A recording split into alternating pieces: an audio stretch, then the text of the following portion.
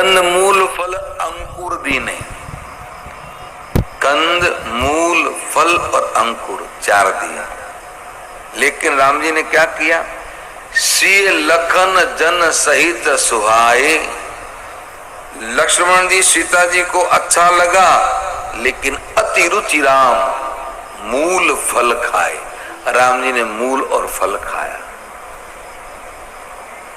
कंद और अंकुर नहीं लिए।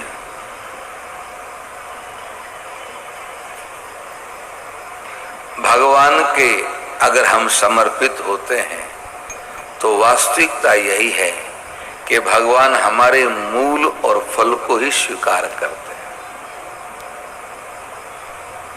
मूल क्या है? हमारे दोष। फल क्या है? हमारे पुण्य। तो हम दोनों भगवान को स्वीकार दे देते, प्रभु आपकी शरण, और प्रभु दोनों को स्वीकार करते। इसलिए जीवन में पुण्य भी करो तो पुण्य भी भगवान को समर्पित करो, नहीं तो कभी कभी पुण्य भी व्यक्ति के पतन का कारण बन जाते हैं। इसलिए मानसकार ने लिखा है कि राजनीति बिनु धन बिनु धर्मा, हरि ही समर्पी बिनु सत्कर्मा। भगवान को समर्पित किए बिना कभी कभी सत्कर्म भी हमारे पतन का कारण बन जाते हैं। भरद्वाज जी राम जी से कहने लगे, आज सफल तप तीर्थ और त्याग। देखिए, आप क्रम से देखिए, तप, फिर का तीर्थ, फिर का त्याग, फिर का जप, योग और वैराग्य। आज सफल तप तीर्थ त्यागु, आज सफल जप जोग विरागु, फिर का सुफल सकल सब साधन साजो। जो जो साधन किए वो आज सब सफल हुए। क्यों? क्योंकि राम तुम ही अवलोकत आज। अब इस मैं पूरी इस पे व्याख्या नहीं करूंगा क्योंकि समय फिर गड़बड़ हो जाता हमारा। जीवन का हमारा प्रत्येक कृत्य, प्रत्येक कर्म, उस कर्म के पीछे हम क्या परिणाम चाहते हैं? आपसे पूछता हूं सबसे।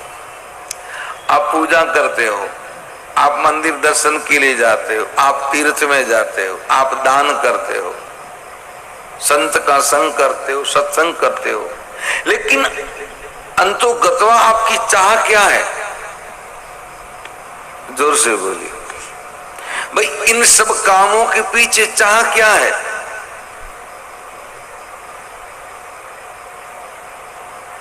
किसी बालक को पूछो बेटा क्या करते हो, तो कि पढ़ाई करूंगा। अच्छा, कहां तक पढ़ोगे? पूरी डिग्री करूंगा। अच्छा, क्यों डिग्री करना चाहते हो? क्योंकि डिग्री करूंगा अच्छे नंबर से तो बहुत बड़ी नौकरी मिलेगी, मैं बहुत बड़ा अधिकारी बनूंगा। अच्छा, अधिकारी क्यों बनना चाहते हो? क्योंकि अधिकारी बनूंगा तो खूब पैसा मिलेगा। अच्छा, खूब पैसा क्यों चाहते हो? कि खूब पैसा मिलेगा तो बड़ा मकान बनाऊंगा, गाड़ी लूंगा। अच्छा, बड़ा मकान बनाओगे, गाड़ी लोगे, फिर क्या करोगे? फिर विवाह करूंगा, फिर सुखी होऊंगा। तो क्या जितने विवाहित थे सुखी है? थोड़ा जोर से बोलिए।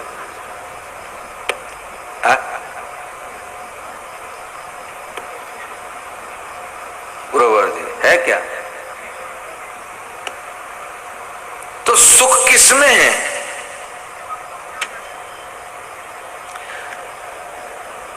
हम रात दिन यत्न यही करते हैं कि ये कर दूं तो सुखी हो जाऊंगा। ये सुख की चाह में करते हो कि नहीं करते हो? सही पूछो। आप रात दिन मेहनत करके भी हम पैसा कमाते हैं। क्यों? क्योंकि हम सोचते हैं कि हम ज्यादा कमाएंगे तो हमारे बच्चे, हमारी पत्नी, हमारे परिवार वालों की आवश्यकता पूरी होगी, और आवश्यकता पूरी होगी तो वो हमें कहेंगे कि आपने हमारी बहुत अच्छी व्यवस्था की, और वो हम जो अब जब हमें वो कहेंगे तो हम बहुत सुखी होंगे। पर कभी किसी की बीवी ने कहा, थोड़ा जोर से बोलिए, चाहे 5,000 दे दें, चाहे 5 लाख दे दें, कोई देवी नहीं कहेगी कि आपने जितना मेरा किया उतना कोई न करते हो तो कौन सा हमें एहसान करे, तुम्हारा धर्म है, करना ही पड़ेगा, कर लो बात। छोरे को पढ़ाओ बढ़िया, आप स्कूल में ज्यादा से ज्यादा फीस दे के उसको गाड़ी दिलाओ, उसको सब व्यवस्था दो, वो कभी नहीं कहेगा बेटा कि पिताजी आप मेरे परम पूज्य पिताजी, कभी नहीं कहेगा। कौन कोई कह ही दे कि तेरे तो बड़े भाग, तेरा बाप तेरे लिए सब कुछ कर रहे तो कौन सा एहसान करें, उनका धर्म है बेटा, हूं तो करेंगे। अब बताओ हमारा तो सुख कहां मिला?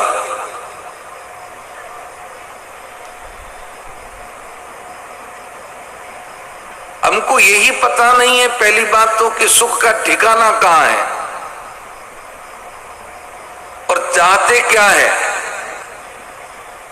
मंदिर में भी जाते हैं आप लोग, कथा में भी आते हो आप लोग, पूजा भी करते हो आप लोग, तीर्थ भी जाते हो, सत्संग भी करते हो, पर माला भी जपते हो, पर इसका उद्देश्य क्या? अंतोगत्वा इसका परिणाम क्या चाहते हो? मैं आप लोगों से यही पूछ रहा हूं। आज परीक्षा का दिन है, 9 दिन पढ़ाया महाराज, परीक्षा दो, 9 दिन से, 9वां दिन 8 दिन से पढ़ा रहा हूं।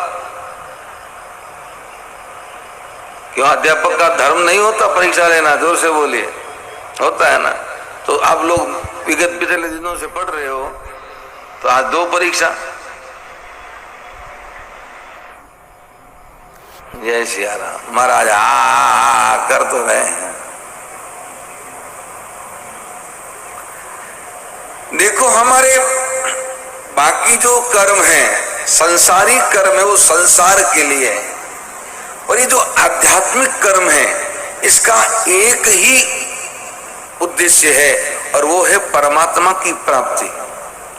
ध्यान रखें, हम येन केन प्रकेन ईश्वर को पाना चाहते हैं, लेकिन कब? युवानी में जाते हैं तो शौक से जाते हैं, लेकिन धीरे धीरे जैसे उम्र बढ़ती है वो पहले का शौक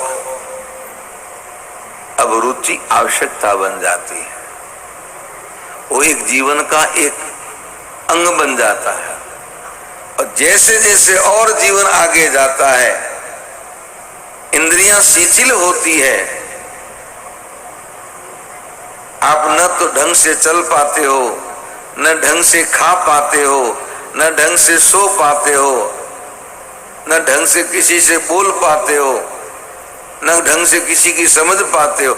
उस समय व्यक्ति के मन में अति व्याकुलता होती है, और वो व्याकुलता होती है भगवत प्राप्ति की।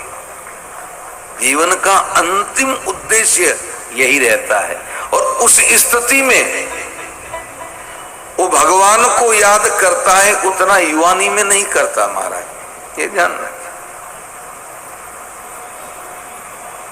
मैं आप लोग जो बैठे हो करीब करीब सब 50 के ऊपर वाले हैं, ईमानदारी से कहना, अभी जो आपको कथा सुनने में, मंदिर में जाने में, तीर्थ जाने में जो सुख आनंद की अनुभूति होती है, क्या 20 वर्ष की उम्र में थे तब होती थी? जोर से बोलिए, ईमानदारी से कहिए, नहीं होती थी। अब हो रही है। क्यों? क्योंकि अब थोड़ा थोड़ा जीवन समझ में आ रहा है कि जिंद मेरी मिट्टी दी ढेरी एक दिन चलना, अब जाना ये सबको पता है। अब जब जीवन समझ में आने लगता है तो मुंह इधर घूमता है। हाँ।